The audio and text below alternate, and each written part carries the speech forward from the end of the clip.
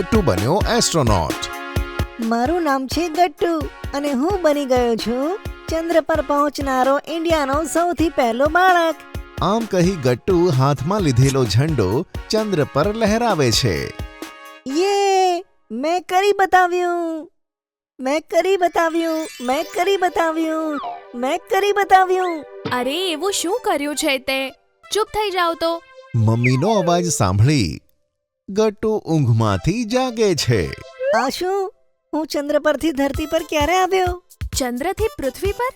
તે જરૂર કોઈ સપનું જોયું હશે ગટ્ટુ. ઓ નો, મતલબ એ બધું સાચું નહોતું. બેડ પર સૂતા સૂતા ચંદ્રની સવારી ના થાય ગટ્ટુ. ખબર છે મને, હવે ગમે તે થઈ જાય ચંદ્ર પર તો હું જઈને જ રહીશ. ગટ્ટુ મોડું કર્યા વગર ચંદ્ર પર જવાની તૈયારી શરૂ કરી દે છે. તે એક એક કરીને પોતાના બધા મિત્રોને ફોન કરે છે.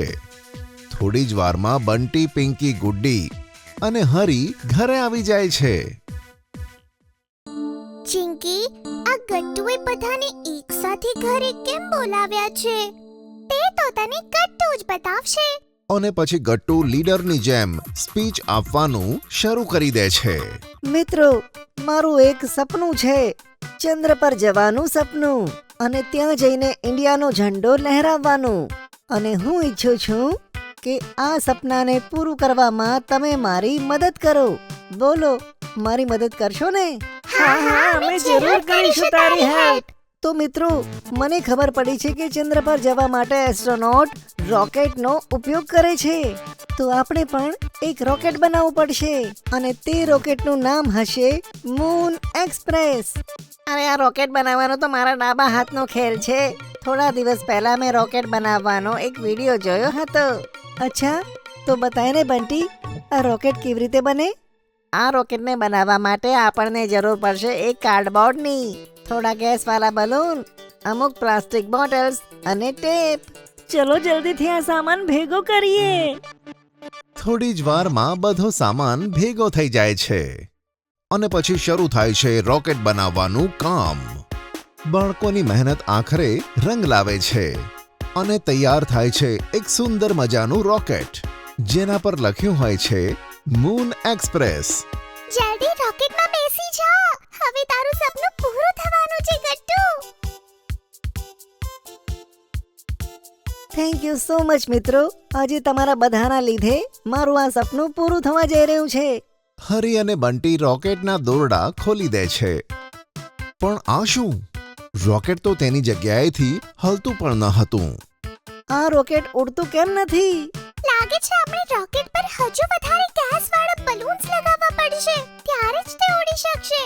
બધા મિત્રો મળીને રોકેટ પર વધારે બલૂન્સ લગાવવા માંડે છે. થોડી વારમાં આખું રોકેટ બલૂન્સથી ભરાઈ જાય છે, છતાં પણ રોકેટ ઉડતું નથી. ગટ્ટુ બિચારો ઉદાસ થઈ જાય છે. એવામાં કેટલાક કાગડા બલૂન્સ પર આવીને બેસે છે અને એક એક કરીને બલૂન્સને ફોડવા લાગે છે. આ શું થઈ રહ્યું છે? અરે કોઈ છે? ગટ્ટુ, જલ્દીથી રોકેટથી બહાર આય, નહીં તો એ પણ તારી ઉપર એટેક કરી દેશે. ગટ્ટુ ગભરાઈને રોકેટની બહાર આવે છે. માંડ માંડ બચ્યા.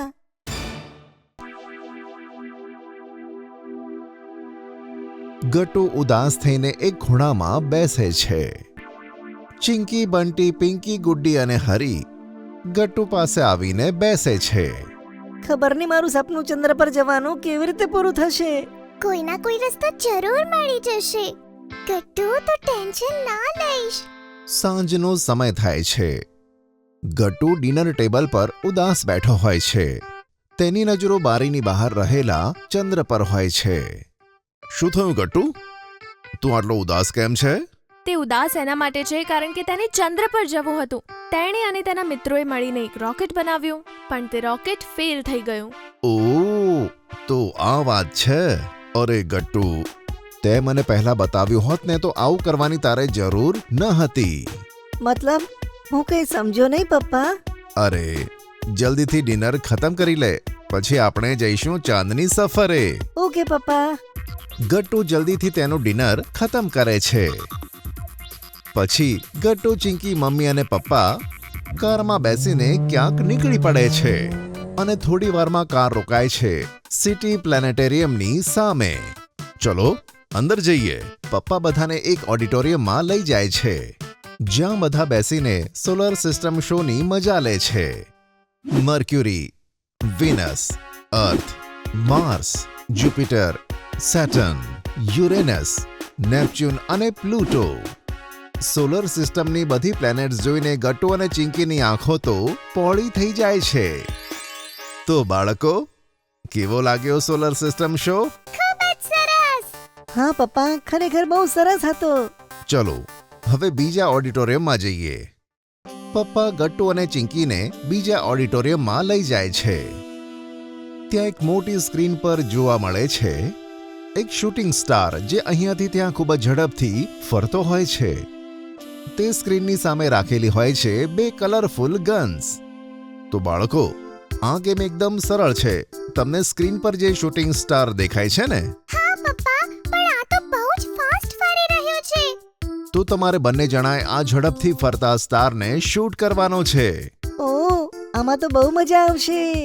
તો ચલો પછી પોતપોતાની ગન્સ ઉઠાવો અને શૂટ કરો. યોર ટાઈમ સ્ટાર્ટ્સ નાઉ. ગટ્ટુ અને ચિંકી પોતપોતાની ગન્સથી શૂટ કરવાનું શરૂ કરે છે. ઘણા પ્રયત્ન પછી પણ તેઓ શૂટિંગ સ્ટારને શૂટ કરી શકતા નથી. આ એટલું પણ સરળ નથી જેટલું હું સમજતો હતો. મને તો પહેલાથી જ ખબર પડી ગઈ હતી કે આ અઘરું હશે. ઉદાસ થઈને ગટ્ટુ પપ્પા તરફ જોવા લાગે છે.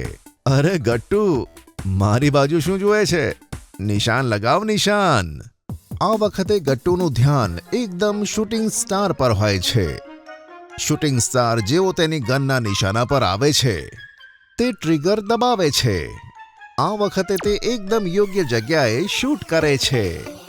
એક ચિનગારી નીકળે છે અને શૂટિંગ સ્ટાર ગાયબ થઈ જાય છે.